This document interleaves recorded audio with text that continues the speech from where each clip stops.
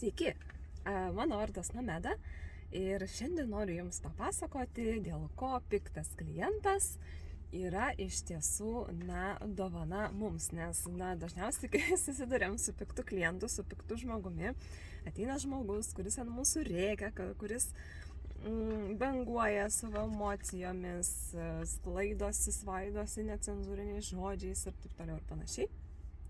Tai dažniausiai sukyla gynybinė reakcija, ar ne, ir klausimas, kas čia vyksta, dėl ko jis tam tikrų būdų elgiasi, ir kartais netgi klausia savęs, o tai dėl ko, kaip čia atsitiko, kad būtent pas mane tas žmogus atėjo.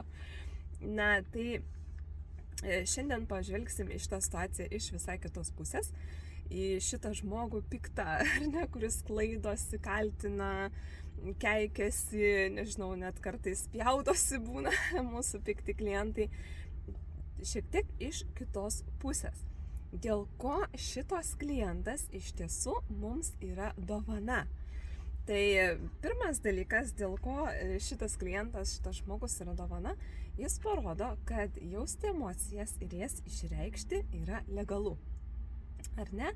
Nes aš dažnai labai sutinku žmonių tiek savo konsultacijose, tiek supervizijose, tiek mokymuose, tiek apskritai gyvenime, kuriuo jeigu paklausti, kaip tu jautiesi, žmogus pasimeta ir sako, ne, viskas gerai, tarsi, ar ne, būtų labai sunku, sudėtinga išreikšti emocijas, arba kartais, kai paklausiu, o kas tau yra sunku, dėl ko tau yra sunku, kaip taip atsitinka, kad tu, nenori galbūt parodyti, tai sako, ai, kam čia apkrauti kitą žmogų, ai, kam man čia iš viso atsiverti, nieko čia tokio baisaus nevyksta, kad man čia reikėtų, tas emocijas išlieti. Tai iš tiesų emocijos yra linkusios kauptis. Jeigu dalyvavote mūsų mokymų programoje ir, susitikote mokymų metu su mano kolegė Audronė Kerpaitė, psichoterapeutė, tai jinai tikrai jums papasako apie tai, kad emocijos yra linkusios kauptis. Ir mes dedam, jų neišreiškiam, neparodom. Vieną kartą manom, kad neverta, kitą kartą manom, kad, jeigu pasakysim, bus dar blogiau, prisigalvojame įvairiausių priežasčių, dėl ko to nedaryti, tai emocijos kaupiasi. Tai šitas žmogus, kuris atėjęs rėkia, šaukia, pasakoja savo dalykus, jisai legalizuoja emocijų jautimą ir emocijų išreiškimą. Reiškia, jis parodo, kad visgi tiek parodyti, tiek jausti yra legalu. Ir tai padaryti reikia. Ar ne? Tik tai klausimas, kokiu būdu. Tai vienas iš būdų, kurį demonstruoja mūsų piktas klientas, tai rėkimo, šaukimo, ar ne? Tai nėra konstruktyvus išreiškimo būdas. Tačiau žmogus iš tiesų legalizuoja, emocijų išraišką. Kad jausti tam tikrus dalykus, tam tikras emocijas, jausmus, būsenas ir taip toliau yra natūralu.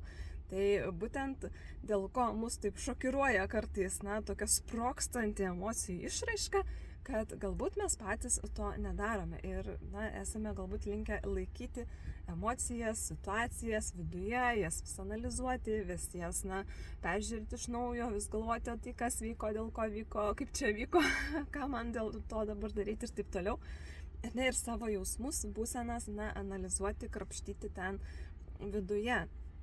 Tačiau jeigu mes jų nepaleidžiam, tai jos linkusios kauptis. Ir paleisti emocijas, tai nebūtinai eiti pa žmogų kažkokį tai ir perkelti, nes ką daro piktas žmogus, kuris rėkia ant visai nesusijusio kito žmogaus, tai čia yra perkelimas. Tiesiog kažkas kitoje visai situacijoje nesusijusio surezonavo su ta situacija, kurioje jisai iš tikrųjų užpyko. Tai vadinama perkelimu. Tai pirmas dalykas, dėl ko tai yra dovana, tai legalizuoja tiesiog emocijų išraiška ir tai, kad jausti yra natūralu. Kitas dalykas, dėl ko piktas klientas, kuris rėkia, yra dovana, dėl to, kad jis pasako, dėl ko jis pyksta. Mums tai reikia klausytis ir filtruoti informaciją, ką jisai sako, nes kartais mes pasielgiam visiškai priešingai ir pradedam raminti, sakyti, nusiramink, palauk, pasakyk ramiai, tai iššaukia dar didesnį sprogimą emocijų Nes, kada emocijos banguoja, įsivaizduokit puodas iki viršaus pripiltas ir jisai ten kunkuliuoja, verda ir pabandykit dangtį užvožti, tai kas bus, išbėgs per kraštus.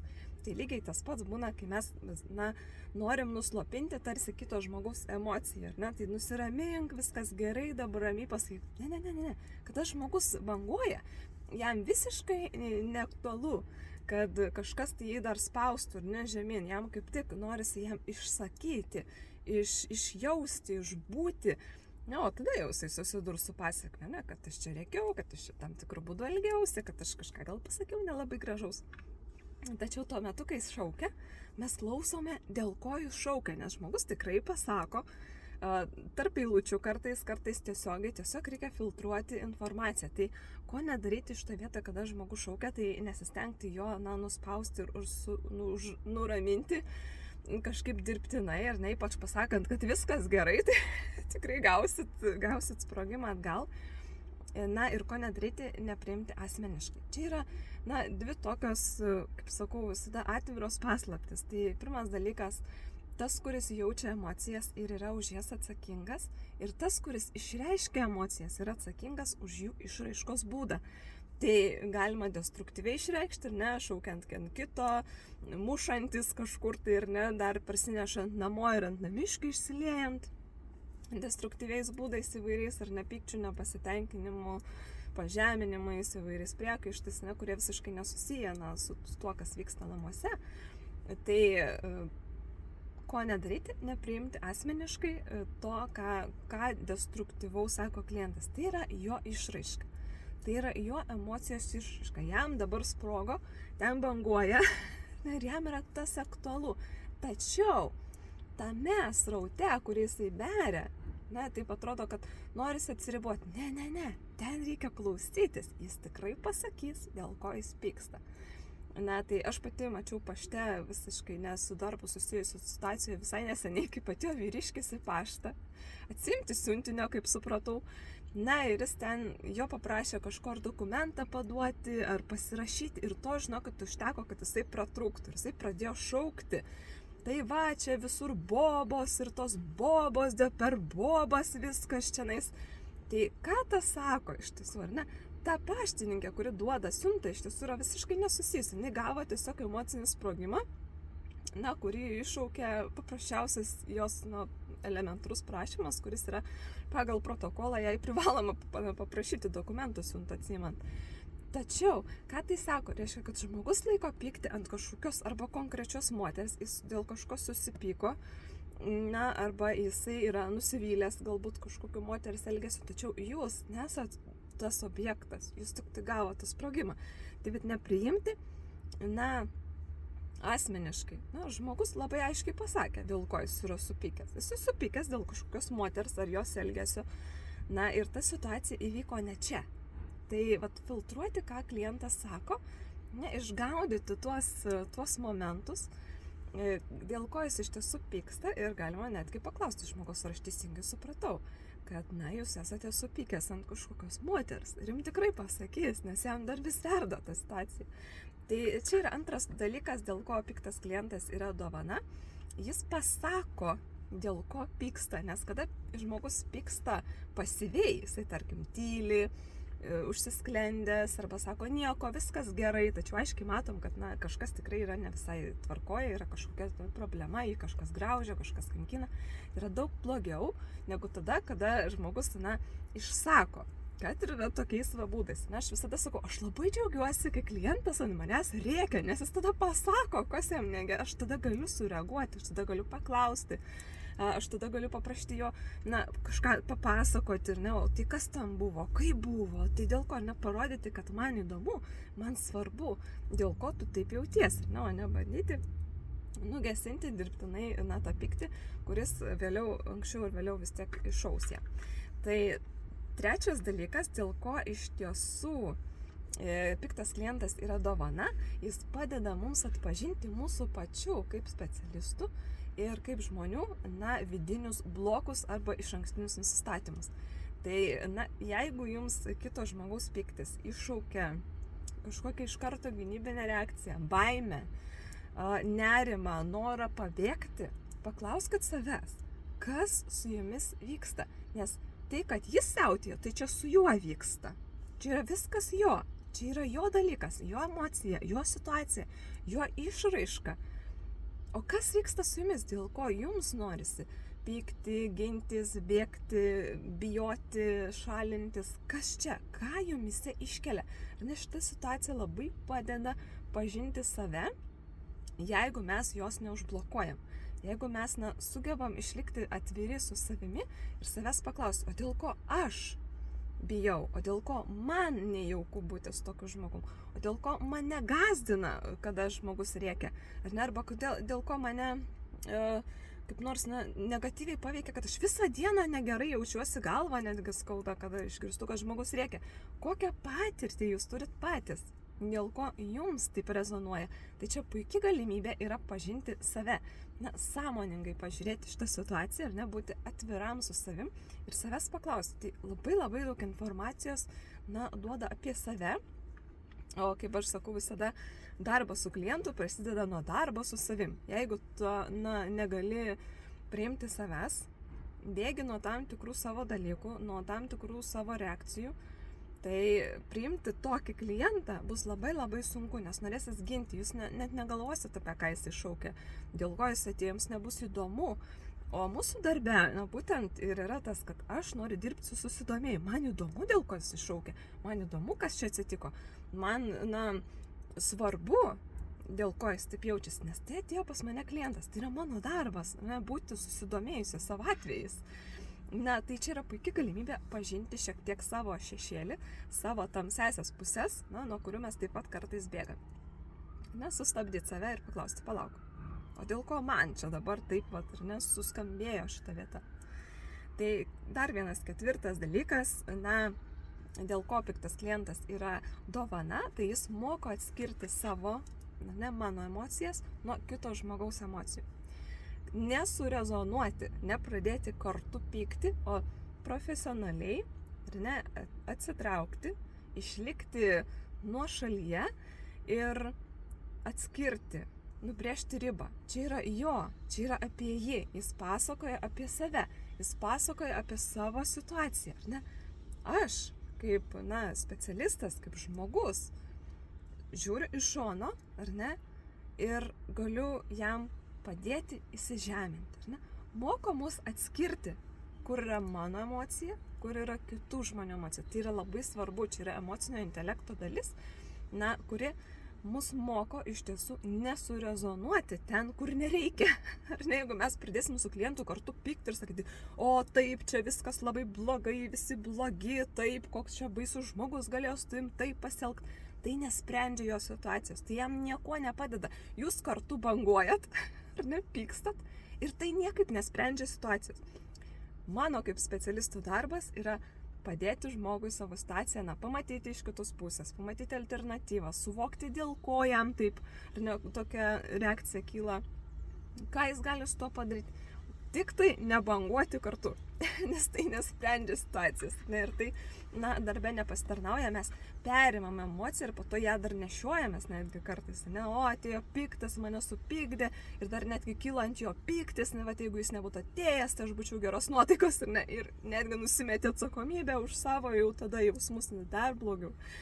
Tai būtent moka atskirti, kur yra mano emocija, mano nuotaika ir kur yra kito žmogaus nuotaika. Labai puikia pamoka. Ir aš visada padėkoju netgi savo piktam klientui, kad jisai šitą savo pyktį atsinešė. Ir aš netgi pasakau, kokią aš naudą gavau iš to. Aš sakau, man tai labai irgi buvo naudinga išgirsti, sužinoti. Ačiū, kad tu pasakėjai, iš tiesų išgirsti tavo tikrą priežastį, dėl ko tu pyksti. Ir aš taip pat pati gavau savo pamoką, kad nesurezonuoti, kad aš galiu tau padėti tik tada, kad aš nesurezonuoju su tavo pykčiu. Tai aš irgi klientui netgi taip kartais ir pasakau. Tai toksai kaip grįžtamasis ryšys gaunasi. Taip, 5 dalykas, dėl ko piktas klientas yra mums dovana. Jis mums parodo būtent tokio atvejo pavyzdį. Kaip dirbti su tokiu atveju. Mes kraunamės patirtį. krauname savo profesinį bagažą, mokomės išbūti su būtent tokiais sudėtingais atvejais, nes aš kaip sakau, mes kaip specialistai bent jau 3-4 metus čia kaip minimum praleidom besimokydami savo profesijos. Čia kaip minimum 3-4 metus, ar ne? Ar kolegijoje anksčiau būdavo 3 metai, dabar jau žinau, kad irgi 4. Tai, 4 metus aš mokiausi iš tos profesijos ir dabar aš nesugebu išbūti su vienu piktu žmogumi. Tai ką aš ten dariau tuos 4 metus?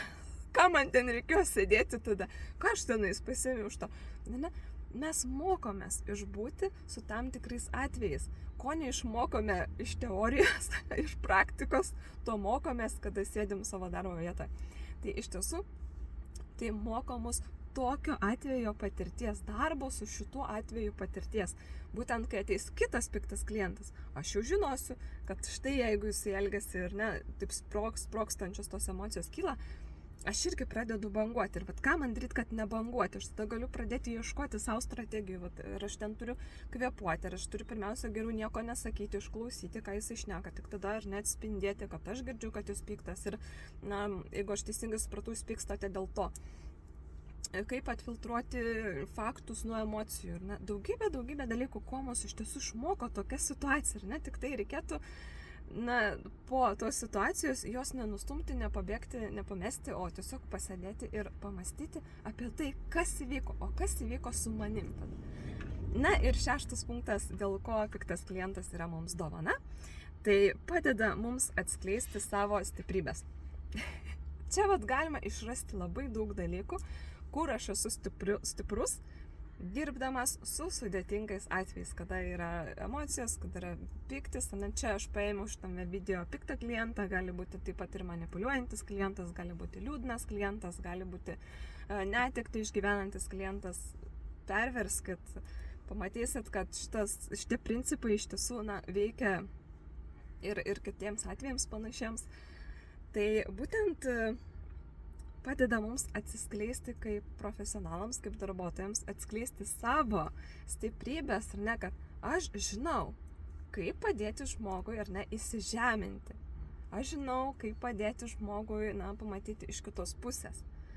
Aš sugebu pati išlikti rami tada, kai aplinkui verda kažkokie tai dalykai, pykčiai, emocijos kunkuliuoja. Tai aš dar prisimenu pati save, kaip aš atėjau dirbti, irgi praktika ir įvyksta kažkoks sprogimas, ten kažkas mušasi, kažkas pešasi, kažkur vaikai neprižiūrėti, visi ten laksto, sako, tai čia greitai reikia važiuoti, ramiai, situacija valdoma, padėtis kontroliuojama, reiškia, susirenkam, pasižiūrim, kas vyksta ir ką mes galim padaryti.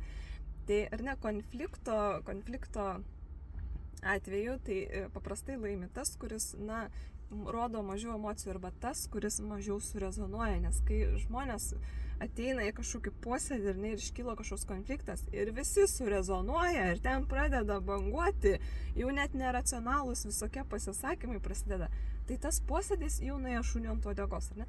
Kada yra konstruktyvus pokalbis, aš girdžiu, aš matau, man atrodo, ar aš teisingai tave suprantu, ar aš tave teisingai girdžiu, ar tu galėtum patikslinti, apie ką tu iš tiesų norėjai pasakyti. Bet čia yra konstruktyvus pokalbis, dialogas, kada yra emocijų bangavimas. Tai iš tiesų 6 štai jums priežastis, dėl ko piktas klientas yra dovana. Ir komentaruose parašykite, kurį punktą iš tiesų pasiimate savo, o dar daugiau įvairiausių savo profesinio bagažo dalykų mes analizuojame mokymuose Mano profesinis bagažas. Tai kviečiu registruoti ir susitikime platesniam pasikalbėjimui, pabuvimui kartu ir pagalvojimui, kas iš tiesų yra tas profesinis bagažas. Ačiū, iki!